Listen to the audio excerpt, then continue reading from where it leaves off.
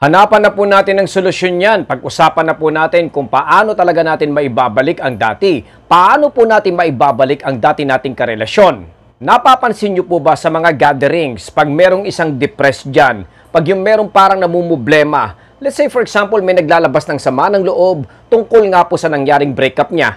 Iba po, hindi nawawala yung mga katagang, bro, sis, lahat ay binigay ko na. Ginawa ko na nga po ang lahat. Sobra akong nag-effort sa kanya. At kung pag-uusapan naman yung nararamdaman ko, ay 100% ko pong ibinigay sa kanya. Lahat yan, sa kahit anong session. Let's say situation, pag may nakikita kayong depressed, ito po ay parati po nating naririnig. Utol, hindi ka ba napapaisip kung bakit binigay naman po niya lahat? Ginawa na po niya lahat, 100%. Minahal daw po niya ang taong ito. Pero bakit ngayon? Siya po ay iniwanan. Magandang pag-usapan niya mga utol dahil kung nangyayari yan, ibig sabihin po nito, ito po ay malaking factor. Pero bago yan, kung bago ko po kayong bisita dito po sa ating channel, wag na wag po nating kalimutang mag-subscribe at syempre po paki-like na rin po at paki-hit nyo na rin po yung notification bell dahil halos sa araw-araw naman po mga kapapong, tayo po ay nag-upload, nagbibigay po tayo ng assistance sa mga kaibigan po natin na naghahanap po ng solusyon tungkol sa problemang relasyon. Pero before we move further, lagyan po muna natin ng patalastas. Ayun oh!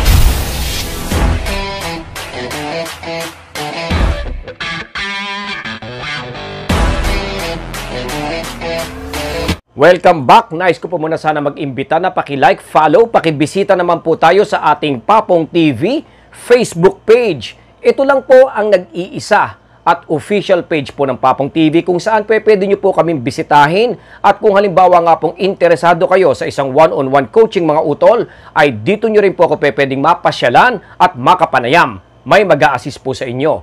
Tunghayan na po natin mga utol kung ano ang dapat nating gawin nang sa ganon ay matapos na po ang mga balakid, mga suliranin at dinadala po natin sa mga oras na to. Although ang pag-uusapan natin is kung paano ba talaga siya babalik mga utol, pero pag-usapan din po natin kung ano ba yung mga certain situations na pwedeng mawasak ito.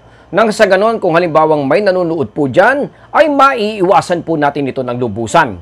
Number 1, sa isang relationship, kung halimbawang hindi kayo pareho ng objective, not in the same page. Kasi alam naman po natin, sa mga initial part ng relationship, magkakaroon ng mga excitement dyan mga utol. Kumbaga, magiging sabik kayo, so many things to discover. Pero pagkatapos po ng saya na yan, ay syempre po maghahanapan na po ng direksyon. Kaya importante yung pareho kayong pahina, pareho kayo ng gusto, meron kayong nag-iisang plano at meron kayong isang direksyon. Pagka napapansin niya na incompatible yung objective nyo mga utol, dito na po nagkakaroon ng konting tension at problema. Kaya importante na may nilulook forward kayong dalawa.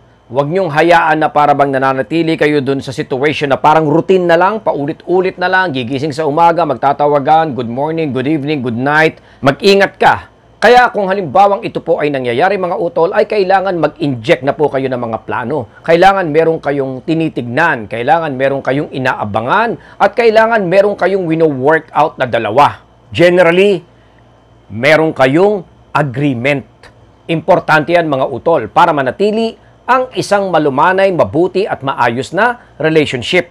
Second, tignan natin at iwasan nyo hanggat maaari yung parang nagiging pabigat na po, nagiging burden at kumbaga nakikreate nga po ng pressure ang isang relationship. Normal ito mga utol dahil in a relationship, hindi maiwasan yung mag-demand, hindi maiwasan yung hanapan natin yung ating partner. Kaya kung napapansin niya na ito po ay nagsimula sa pressure tapos nagiging parang pabigat na mga utol, kumbaga para bang hinihila na siya. Example dito yung meron siyang gustong ma-achieve, gusto siyang marating, may gusto siyang puntahan, or may gusto siyang mangyari. Tapos mismong tayo po ang pumipigil dito wherein wala naman pong masama siyang nakikita rito. Makikita kanya as an obstacle. Yun na po yung parang magde-decide at magsasabi sa kanya na tayo po ay parang nagiging pabigat na mga utol. And then later on, mararamdaman niya ito bilang problema. Tandaan natin na kayo pa rin po ay magkaibang individual. At lahat naman po tayo mga utol ay may mga sariling gusto, may sariling happiness, may mga passion po tayo at syempre po meron din po tayong sariling buhay, may sariling pamumuhay. Alam natin mga utol na pagka kayo po ay nagkarelasyon, kailangan pareho kayo ng page. Pero syempre, dapat gagalangin din po natin, rerespetuhin at syempre po, susuportahan din po natin yung ibang gusto niyang mangyari. For example, yung kanyang buhay. Halimbawa dyan mga utol, may mga sarili siyang kaibigan. Dapat hindi po natin siya pinipigilan doon. Dapat po, siya po ay nakakaramdam ng suporta magmula sa atin. Not unless na ito po ay bad influence mga utol. BI po ito, ay syempre po kailangan po natin siyang pabayaan. Kailangan maramdaman din po niya mga utol na meron siyang sariling mundo, meron siyang outside world, at syempre po, freedom. At napaka-importante niya mga kapatid, kung gusto mong tumagal ang isang relationship, ay kailangan hayaan mo po ang iyong partner na magkaroon din po ng ibang ginagawa outside world. Hindi yung parang sa atin, kayong dalawa na lang po. At kumbaga, sa relationship na nga lang po, umiikot ng umiikot ng umiikot. Ngayon po, pag-usapan na natin kung paano naman natin ito may babalik. A while ago ay binanggit natin kung paano ito magtatagumpay, mananatili. Ngayon naman kung halimbawa kayo nga po ay nasa breakup, paano po natin itong mababalik mga utol? Tandaan natin, pag kayo po ay nakikipagbalikan, kumbaga nasasaktan, alam naman po natin nandyan yung situation kung saan kayo po ay relationship focus.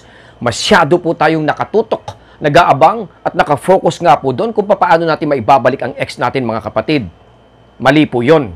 Don't just ever focus on winning your ex. Focus on the positive things. Focus on the right things. Huwag tayong makinig sa sakit. Tignan po nating mabuti yung kung ano yung opportunity na nangyari sa inyong dalawa. Dahil, tulad nga for example, na ibalik natin ang ex mo mga utol. Sa mga panahon na kayo nga po ay parang nasasaktan pa, may mga negative feelings pa sa isa't isa, do you think magtatagal po yun? Siguro bago magpasko ay magkakahiwalay din po or magkakaproblema. Regardless po kung ano ang nangyari sa inyong dalawa, kung halimbawang kayo nga po ay nagkakasiraan pa sa mga oras na to mga utol, maging inspirasyon ka na gawin natin ang tama. Be the first one na magpakita sa kanya na kayo nga po ay very much okay mga utol. Mag-focus tayo na patayin yung mga apoy na pilit po niyang sinisindihan, di ba? Sa mga coaching session nga po natin, binabanggit ko, ang ex mo, parang may dalang pospro yan or lighter. Na lahat ng nakikita niyong opportunity, uy, papel, sisindihan niya yan. Uy, karton, sisindihan niya yan. Uy, buta, sisindihan ko yan. Uy, madilim, sisindihan ko yan. So, lahat ng mga part na yan, mga utol, ay talaga naman pong sisilaban niya nang sa ganun po ay mag-init pa rin po ang breakup. Bakit? As a dumper, mga kapatid, alam naman po natin na gusto niyang panindigan ito. At tulad nga ng sinasabi ko, most of them ay hindi sigurado dito. May mga doubts sa kanilang mga naging desisyon. So, kung halimbawa nga pong may mga doubts siya, syempre, kailangan niya ng validation dito mga utol in order for them to feel na tama nga po ang breakup. Ano ang kailangan niya? Posporo. Kaya ang dapat natin gagawin dito mga utol ay talaga naman pong patayin lahat ng apoy. Magdala ng tubig, isprayan lahat ng mga pwedeng panggalingan nga po ng away, init, or problema. Focus on being positive. Kahit nga po sabihin natin na good connection bilang kaibigan mga utol, gawin po natin ito. He or she will definitely associate po yung sarili niya sa'yo in a positive way. Para ma-achieve ito mga utol, ay kailangan respectfully galangin po natin yung mga boundaries na nilalagay niya. Hindi ako nagkukulang sa paalala niya dahil yung simpleng telepono lang, boundaries na po yan. For example, ayaw kanyang replyan, tayo naman po mangungulit, di ba po? Pipilitin natin, tatanungin natin siya, o bakit? Bakit hinahadlangan mo ko? Bawal ba? So, yung mga point na yun, mga utol, ay parang disrespect na nga po ang dating sa kanya. Sa atin, of course, hindi. Dahil ang intention natin is to fix the relationship. Pero we have to understand, dumper po ang kausap natin at hindi na po yung dati nating nakarelasyon. Kaya nga kanina binabanggit ko, kailangan mong maging influencer sa ex mo, mga utol. He or she needs to understand deeply na gusto mo nang lagpasan yung mga naging problema na yun. Hindi yung para bang gusto mo pa lalong painitin at pag-usapan. Kadalasan dyan, pag tayo po ay nasa breakup, di ba po? Tara mag-usap tayo. Halika rito, magkita tayo. I-deal natin yan, pag-usapan natin yan. Sa atin, ang dating is parang finifix or inaayos natin ang problema. Pero tandaan natin sa mga dumper, ito po ay parang nakikipag-away ka, parang naghahamon ka mga utol. Kaya kailangan ikaw po ang mauna para ma-influence mo ang ex mo. Dapat maintindihan ng ex mo na na-overcome mo na yun. Kumbaga na-outgrow mo na yun at looking forward ka na nga po sa mga pagbabago. In that case, magiging positibo po agad ang tingin ng ex mo sa'yo. May natural effect yun eh. Ang mararamdaman niya of course, yung mga good qualities natin. Pagka nangyari yan, magiging interesado siya to spend time with you mga utol. Telepono, pag-uusap, or even kamustahan. Simple mga utol, you need to be the first one para makita ng ex mo na una kang humahakbang doon. Minsan kasi ang pagkakamali yung parang pinatutunayan natin sa ex natin na nilet go na natin siya in a negative way, sa masamang paraan, kumbaga, pinapamukha pa natin guilty sometimes. Kaya dapat ang pinaparamdam natin sa kanya na, para bang, okay na. Kumbaga, para bang hahakbang na ako doon, naintindihan ko na lahat, wala akong masamang tinapay, at kumbaga, nandun pa rin yung aking respeto. Pero, hindi ako makikipag-away, hindi ako galit sa'yo. So, pagka pumunta ka doon, mga utol, of course, ang ex mo mapapalingon doon at mapapangiti at mapapaisip kung bakit hindi ka niya samahan doon sa situation na yon kung saan nakikita niya na kayo nga po ay naturally okay. By simply letting your ex see on daylight at maramdaman nga po niya mga utol na kayo po ay parang naging okay na kumbaga walang bit-bit at walang hinanakit ay sigurado pong mai-influence natin ang ex mo na sumama doon mga utol. Kaya sa mga previous vlogs natin ay lagi kong sinasabi na kailangan po parang tag team kayo ng ex mo. Kung halimbawa sinabi ng ex mo na magkaibigan kayo, tag team pa rin yan. Pagka sinabi ng ex mo na, okay, sige, hanapin muna natin yung mga sarili natin, tag team pa rin yan mga utol. Pagka sinabi ng ex mo na, ano kaya kung halimbawang magpahinga muna tayo, tapos kumbaga, focus muna tayo sa mga pag-aaral, tag team pa rin yan mga utol. Dapat maramdaman niya na kayo nga po ay may mutuality sa part na yon. Pansamantala lang naman ito, mga utol, in order to invite yung positivity sa isip ng ex mo. Kasi nga po, naturally, mahal ka pa niyan. Naturally, may care pa rin yan. At alam naman po natin, concern na concern pa rin. Mostly ang mga ex. Kaya kung nagtatanong tayo, ang sakit kapapong, ano po ba ang uunahin ko? Iiyak ba ako? Makikipag-usap ba ako sa mga kaibigan natin? Ako po ba'y magkukulong sa kwarto? Kukulitin ko ba ang ex ko? O halimbawa nga pong, aalalahanin ko ba ang mga magagandang nangyari sa amin kung saan masasaktan lang po ako? Well, ang sagot po dyan is, unahan mo na po ang ex mo para ma-influence mo siya. Kumbaga, ikaw na po ang unang humakbang. Ito po ay mahirap gawin mga utol kung halimbawang tayo nga po ay nananatili doon sa pagiging depressed. Kailangan hanapin nyo kagad ang inyong sarili, humanap kagad ng mga positive way at magagawa mo lang ito mga utol kung merong bit of acceptance. Tanggapin natin.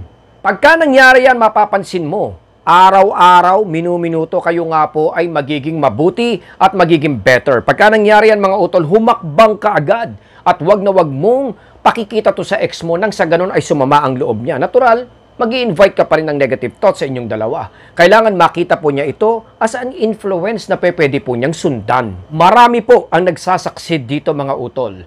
Pero I'll be honest with you, ito po ay nagsisimula nga po sa sariling pag-iisip at pakiramdam. Be sincere sa recovery natin at isipin po natin na wala naman po talagang ibang tutulong kung hindi ang ating sarili mga utol.